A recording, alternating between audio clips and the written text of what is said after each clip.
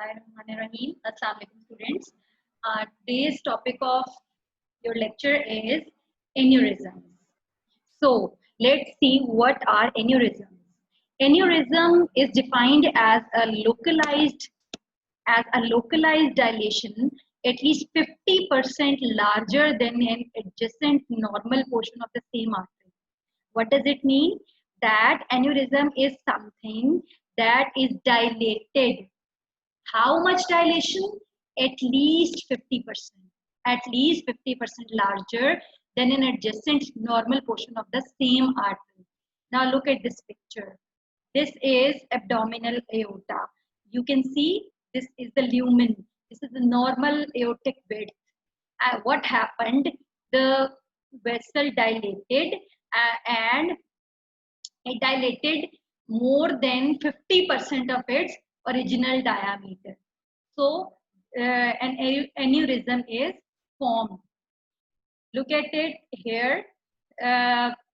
Here the lumen of the vessel, normal lumen is this, but the vessel has dilated from this portion and it has formed aneurysm. So let's see it again. An aneurysm is defined as a localized dilation. As you can see, this is localized. This is all abdominal aorta, but this is localized dilation at least 50% larger than an adjacent normal portion of the artery. This is the adjacent normal portion of the artery, and it is more than 50% dilated as compared to the normal adjacent portion of the artery. Or you can say aneurysm is a focal dilation greater than 1.5 times normal diameter. So this is approximately 1.5 times enlarged as compared to the normal diameter of the vessel. So these are both basically are the same thing. You can say 1.5 times greater than 1.5 times dilation, or you can say 50% larger as compared to the adjacent normal portion of the artery. So what the important thing is that we have to differentiate between aneurysm, ectasia, and arteriomegaly. So what is ectasia? Ectasia is also arterial dilation, but it is less than 50% above normal. So if this dilation would have been a little smaller, then we would have said it ectasia, because ectasia is dilation which is less than 50% of the normal dilation or normal vessel lumen. So what is arteriomegaly? Arteriomegaly is diffuse arterial enlargement involving several arterial segments with an increase in diameter greater than 50% above normal. So the criteria for arteriomegaly and aneurysms are same, that more than 50% dilation is for, if there is more than 50% dilation, we will label them as aneurysm or arteriomegaly. So what is the main difference? The difference is arteriomegaly is the diffuse arterial enlargement. Diffuse enlargement. So if this abdominal aorta would have been enlarged diffusely, the whole abdominal aorta would have been enlarged more than 50% of the above the normal diameter, we would have called it arteriomegaly. So arteriomegaly is diffuse arterial enlargement involving several arterial segments with an increase in diameter greater than 50% above normal. So as you can see in this picture, an aneurysm is shown. This is the normal vascular width, or you can say diameter, and a portion of the artery has been weakened and an aneurysm has been formed. So in this artery, this is the dilated portion of the artery and this is called aneurysm. So this is the basic artery. What you will call the structures of the aneurysm as, this is the neck of the aneurysm, this is the sac of the aneurysm, and this is the dome of the aneurysm. So what are the types of aneurysms? Beta, we can classify aneurysms on based on different things. For example, based on characteristics, based on morphology, based on etiology and so on. We will look them one by one. So, type of aneurysm that is based on wall characteristics. So, there can be two types of aneurysm based on the wall characteristics. Number one, a true aneurysm, or there may be a false aneurysm. So if there is a true aneurysm, what is a true aneurysm? True aneurysm is the aneurysm that involves all the layers of the vessel wall, and an aneurysm that is involving all the layers of the vessel, it is called true aneurysm. So what are the layers of the vessel? The layers are tunica intima, tunica media, tunica adventitia. So these are the three layers of the vessel wall. So if an aneurysm is involving all the three layers of the vessel wall, it is called true aneurysm.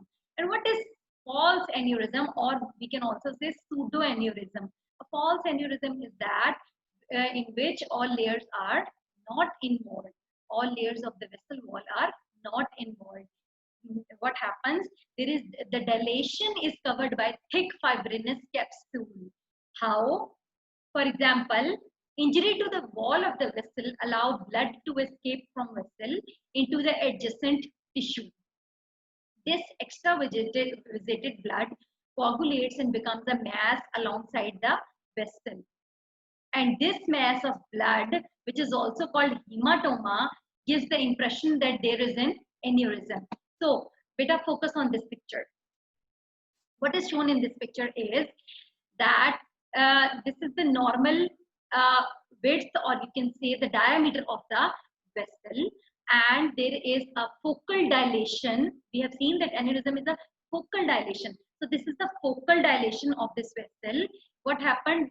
The focal dilation of the vessel is called aneurysm, and this is a type of true aneurysm. And this type of aneurysm in which there is a sac, there is a sac shape or a round aneurysm. As you can see, this is round, a bit round.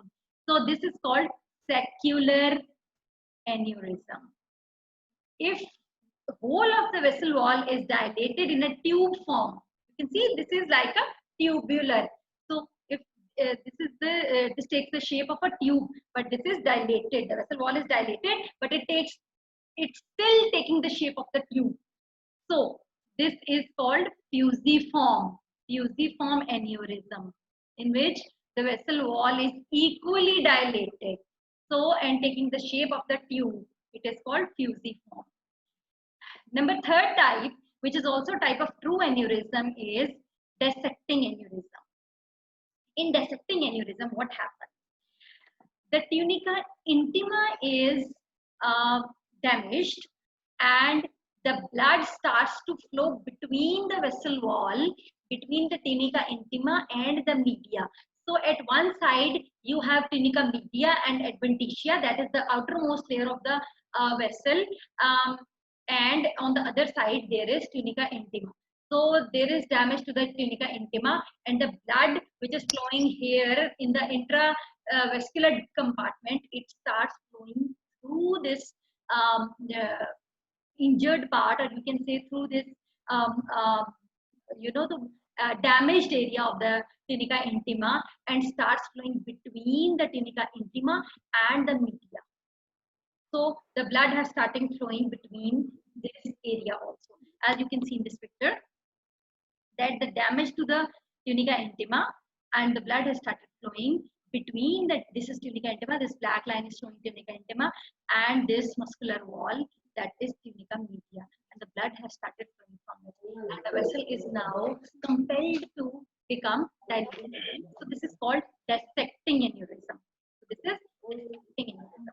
This is also a type of aneurysm. So another type of aneurysm, that is false aneurysm. This type of aneurysm, you can see the whole vessel wall, that through and through it is damaged. So the damaged part allows the blood to leak from here. What happens? There is hematoma outside. Now there is hematoma. You can see this is hematoma due to the this damage to the vessel wall. And now the blood has also started flowing in this area, but this actually is outside the vessel wall, but it gives the appearance that there is aneurysm, but this is not actually aneurysm. This is the through and through damage to the vessel wall, and the blood has started flowing outside. A hematoma is formed. As I have already told, that a thick fibrinous capsule is formed outside, and there is a cavity in between which allows the blood to circulate from it. So this is an example of false aneurysm or pseudoaneurysm. So what are the types of aneurysm based on location? We have already seen the types of aneurysm on the based on wall characteristics. That may be aneurysm and false aneurysm. Now, based on location, the aneurysms can be divided into aortic aneurysms. So that the aneurysms arising from aorta are called aortic aneurysms. Better remember, 3/4 of the aortic aneurysms develop in the part that passes through the abdomen. So basically, the abdominal aorta is the most, the most vulnerable part. Almost 3/4 of the cases of aortic aneurysm arise from abdominal aorta. Next is carotid arteries. What are carotid arteries? The carotid arteries are the arteries that supply the head, and the aneurysm arising from, there can be aneurysms that can arise from carotid arteries. There can be aneurysms that can arise from cerebral arteries. Cerebral arteries are the arteries that supply the brain. Or there may be coronary arteries which are involved. So the coronary arteries are the arteries that supply the heart muscles, and femoral artery, the main arteries of the thighs and the legs. Then popliteal artery, the artery at the back of your knee is called popliteal artery, and this is also the weakest part of the vessel where most commonly aneurysms arise. Peripheral arteries such as the arteries of the trunk, arms and legs can also be involved, and aneurysms can also be found in these areas. So number 3, third classification, we can classify aneurysms based on etiology, the causative factors. So number 1, we will see that whenever there is degeneration of the artery, how the degeneration of artery happens, if there is atherosclerosis, and weakening, atherosclerosis cause weakening of the vessel wall. So this is the most common cause. This is the commonest cause that cause aneurysm. Number 2 is fibromuscular dysplasia. These are the degenerative causes that cause aneurysms. Number 3 is trauma. Trauma can also cause aneurysms, but mostly trauma leads to false aneurysms. What happens? There is damage to the artery, and the damage to the arterial wall leads to the extravasation of blood, and then I've already explained the hematoma formation, and the blood flows out and it gives the appearance that there is an aneurysm, but actually it's a false aneurysm. Number 3rd cause is infectious. For example, in there are some bacterial causes, and most important is tuberculous infections. In tuberculous infections there are aneurysms, in fungal infections, and in syphilis. And there is another etiology that leads to aneurysm is inflammatory. So whenever there is inflammation to the vessel is more prone to have an aneurysm. So what are the inflammatory causes? The inflammatory causes include arteritis, Takayasu's disease, Behçet's disease, Kawasaki disease, giant cell arteritis, and SLE, systemic lupus erythematosus. So these are the inflammatory causes that can lead to aneurysm. Now the congenital cause. There are many congenital causes that leads to aneurysm. Sometimes the aneurysms are idiopathic. Sometimes aneurysms are associated with Turner syndrome, with Menkes syndrome, with connective tissue disorders. Beta, do not forget the names of these 2 diseases whenever you are mentioning aneurysms. So the connective tissue disorders leads to formation of aneurysms, such as in Marfan syndrome, in Ehlers-Danlos syndrome. So beta, remember In Marfan syndrome and Ehlers-Danlos syndrome, these are the connective tissue disorders, and in these disorders, aneurysms are frequently seen. So these are very important as your viva and university questions are concerned. So congenital weakness in some patients, such as in berry aneurysms in the in cerebral plexus, is another cause, very important cause of cerebral aneurysm. And there may be familial. Sometimes aneurysms run in family. One person of the family has aneurysm, and the rest of the people of the family are more. You can find aneurysm in rest of the people of any of the rest of the people of the family frequently. So another classification, that is the classification of aneurysm based on morphology. We have already seen it in beds. So based on morphology, there can be fusiform aneurysm, there can be secular aneurysm, dissecting aneurysm, cylindroid aneurysm, and berry aneurysm. Fusiform aneurysm. Fusiform is a tube-like aneurysm. Fusiform, tube-like aneurysm. Look at this picture. This is the fusiform aneurysm.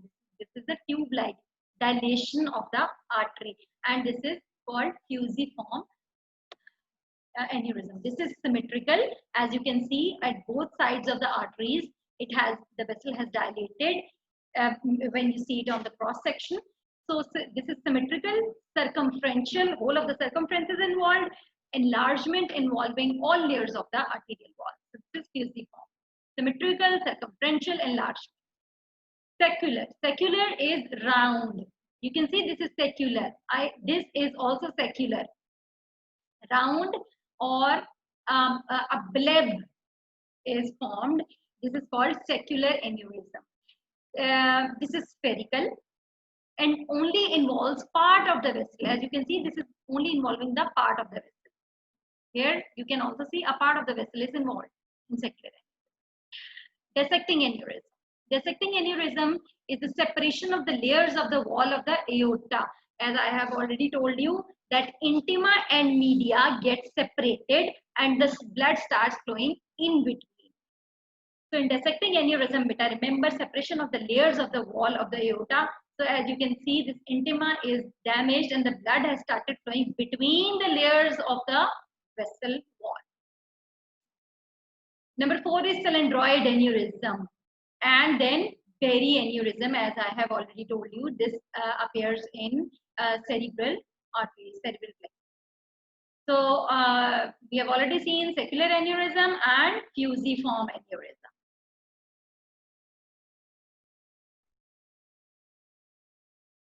Now we will look deeply into abdominal aortic aneurysm, as this is the most common aneurysm. 2/3 of the aortic aneurysms arise from abdominal aorta. So this is common in males by the ratio of 1:4. Males are more commonly get this aneurysm. It's common in white men. The prevalence increases with age. For example, it has increased 5 to 7% of the population that is older than 60 years of age. Abdominal aortic aneurysms can be classified as suprarenal, juxtarenal, and infrarenal. As the names already are well explanatory, you can see in this picture, this is abdominal aorta. These are renal arteries. You can see the part of the aorta when involved above the upper portion of the aorta, if involved, that is suprarenal aortic part. These are renal arteries, and if the suprarenal part is involved, this is called suprarenal. The aneurysm will be called suprarenal aneurysm. That is above the level of the renal arteries. So if the aneurysm arises within 1 centimeter of renal arteries, that is at this area, these will be called juxtarenal. That is beside the renal arteries. So juxtarenal is within 1 centimeter of the renal arteries, and infrarenal is below the level of the renal arteries. So what are the causes of abdominal aortic aneurysm? Atherosclerosis, and which cause weakening of the vessel wall, is the commonest cause, as we have already seen. Cystic medial necrosis, aortitis, that is the infection of the aorta caused by syphilis. This can also lead to abdominal aortic aneurysms. Collagen vascular diseases, Marfan syndrome and Ehlers-Danlos syndrome. Better do not forget these names. These are very important when you mention aneurysm. Infections such as tuberculosis, they also lead to abdominal aortic aneurysms, and abdominal aortic aneurysms can also be familial. Now, aortic dissection. We have already seen what aortic dissection is, but I will show you in a bit detail. So, aortic dissection occurs when the inner lining of the aorta separates, or you can say the inner lining of the aorta tears from the middle layer of the aorta, allowing blood to push between these layers, separating the middle layer of the wall from the still intact outer layer. So the outer layer is intact, but the middle layer has teared apart and the blood has started flowing in between. As you can see in this picture, you can see the intima is damaged and the blood has starting between the layers of the vessel wall, and this is called aortic dissection. In this picture, you can also see there is intimal tear, or the tunica intima is damaged and the blood has started flowing inside the muscular layer, but the adventitia is still intact. Beta, the hallmark of aortic dissection is that it progresses. The pressure of blood is so much that it tears apart further. So the tear moves forward. As a result, a new false channel forms in the wall of the aorta. So this is a parallel channel that has formed in parallel to the vessel lumen. So this is a parallel channel that forms in the wall of the aorta. In this picture, this is a micro photograph in which you can see the lumen of the aorta has, the wall of the aorta. This is the muscular layer. As you can see, these are the muscular fibrils. So between the muscular layer, there is a channel, and you can see these are big clots formed inside the channel. Now, morphologically, how you can see the aneurysm on microscope. In the aneurysms that arise from the cause of atherosclerosis. So in atherosclerosis, lipid deposits, foam cells, cholesterol clefts, eosinophilic debris, calcifications, neovascularization, you can find all this. Most of these things are associated with atherosclerosis. But whenever you have a microscopic section, you will see the features of atherosclerosis as well as the vessel wall, damage to the vessel wall or the weakened vessel wall also. So in atherosclerosis, lipid deposits, foam cells, cholesterol clefts, you can see in this picture that there are lipid deposits and foam cells, cholesterol clefts, eosinophilic debris, calcifications, neovascularization, inflammatory reaction, and hemorrhage can be seen, sometimes limited to the tunica intima or exceeding into the tunica media. The inflammatory reaction consists primarily of lymphocytes and macrophages. Beta, these are the cells that needs to be remembered. The lymphocytes and macrophages, you will find lymphocytes and macrophages, sometimes with foreign body giant cell formation around cholesterol clefts, neutrophils, eosinophils, and plasma cells may be present. All coronary aneurysms, what are coronary aneurysms? That arise from the coronary artery, have destruction of the tunica media, which is thinned or no longer identifiable between the tunica media and tunica adventitia. So the tunica media has so much damage, the muscular layer of the vessel wall has so much damage or thinned out that it is sometimes non-identifiable on microscopy. The normal tunica media is replaced by hyalinized connective tissue, and the destruction of the, because that's why the vessel wall has got weakened. The muscular layer is the main layer that gives form to the artery. So whenever there is damage or there is thinning out of the muscular layer, there is weakening of the wall, vessel wall at that place. So the normal tunica media is replaced by hyalinized connective tissue. Destruction of the internal elastic lamina sometimes obscures the border between diseased tunica media and tunica intima. Beta, this is the picture of normal aorta. As you can see, this is normal aorta looks like this. In aneurysmal aorta, you can see there are disrupted fibrils or the damage to the fibrils, and in aneurysm you can see the fibrils have already damaged and teared apart, and there you can see, as you compare this picture and this picture, there is significant damage to the fibrils and the vessel wall has weakened at this area. Clinical presentation, how the patient presents to you, a patient who has aneurysm. Most of the aneurysms, beta, remember, they are asymptomatic. They are asymptomatic before they get rupture or the patient gets symptoms. Most of the people have aneurysms. 75% of the patients are asymptomatic. Aneurysm is an incidental finding. Sometimes a self-felt lump by a patient, and the patient presents to the doctor. So self-felt lump where the patient can feel the aneurysm, mostly on whenever the aneurysm is on the peripheral vessels, such as in popliteal artery, the patient can himself palpate, and he can see that there is a bulging out, something bulging out, and he will report to the doctor. Or sometimes the abdominal aortic aneurysms are so large that in thin lean patients, they can self-palpate their abdomen and they know that there is some enlargement. And due to that enlargement, they present to the doctor. And this is an incidental finding by a doctor that the patient has got aneurysm. So the asymptomatic aneurysms are self-felt also. Whenever the aneurysm gets symptomatic, what are the symptoms? If the aneurysm has not ruptured, what are the symptoms the patient will present to you? There is vague abdominal and back discomfort. There may be pain due to erosion of vertebra in case of abdominal aortic aneurysm. The patient can present as pain due to erosion of vertebra.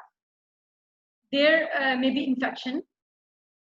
There may be large aneurysms can cause GI symptoms such as nausea, vomiting, indigestion, and so on. So, when there is a patient presents to you with a ruptured abdominal aortic aneurysm, what will be the symptoms that the patient presents with? Patient presents with syncope. Beta, remember, whenever the aneurysm rupture, there is a gush of blood that leaks outside the vesicular compartment. So the patient presents with features of hypovolemia. So the patient can present with syncope, back and abdominal pain. That is, the patient says that I have ripping or tearing pain. This is a very severe pain. Ripping or pain of tearing, something tearing apart. Atypical pains such as in groin, flank, hip, and bladder can also be the symptoms. Patient presents with nausea, vomiting, and tenesmus. Cullen sign, that is periumbilical ecchymosis. So whenever abdominal aortic aneurysm rupture, there is free blood inside the peritoneal cavity, and the Cullen sign is positive. That is, accumulation of blood in peritoneal cavity leads to the periumbilical ecchymosis that can be visible on physical examination of the patient. So you will get this sign, Cullen sign, periumbilical ecchymosis. Gray Turner sign, that is flank ecchymosis, or the patient may present with shock and sudden death due to rupture of aneurysm can also occur. कितना time है मेरे पास? 12:15 तक अभी क्या time है? Anyway, investigations. What are the investigations that has to be done in aortic aneurysm? Abdominal or chest X-ray. They identify calcification that outline aneurysms. They show the calcification outside the aneurysm. Ultrasound or echocardiography show the size of the aortic aneurysm, what size of the aortic aneurysm is inside the patient. CT scan tells the size and shape of the aneurysm, or if there is any infection, it will also tell. Magnetic MRI detects the size and location, exact location of the aneurysm.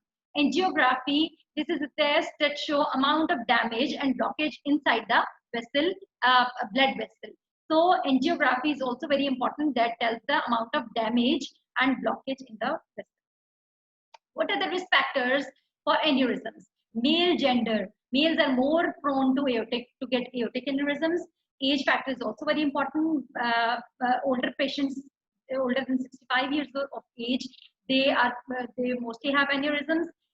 Smoking can damage and weaken the wall of the aorta. These people also, smoking can also lead to aneurysm. Family history. The people having family history, they should be more vigilant about aneurysms in the other persons of the family. History of aneurysms, history of personal history of aneurysms in the arteries of legs. The patient can have aneurysm at another site of another site or another vessel. In certain diseases, such as diseases that cause weakening of the walls of the aorta, such as high BP and atherosclerosis, can also lead to aneurysms. Having a bicuspid aortic valve can raise the risk of having a thoracic aortic aneurysm. A bicuspid aortic valve has 2 leaflets instead of the typical 3. Car accidents or trauma. Beta, this is very interesting. Car accidents or trauma can also injure the arteries and increase the risk for aneurysm. So what are the complications? Beta, complications of a silent aneurysm can be a rupture. Aneurysm can rupture and gush of blood can come out, and we have already seen how patients present them with ruptured aneurysm. So the complications are rupture, thromboembolic events, as there is turbulent flow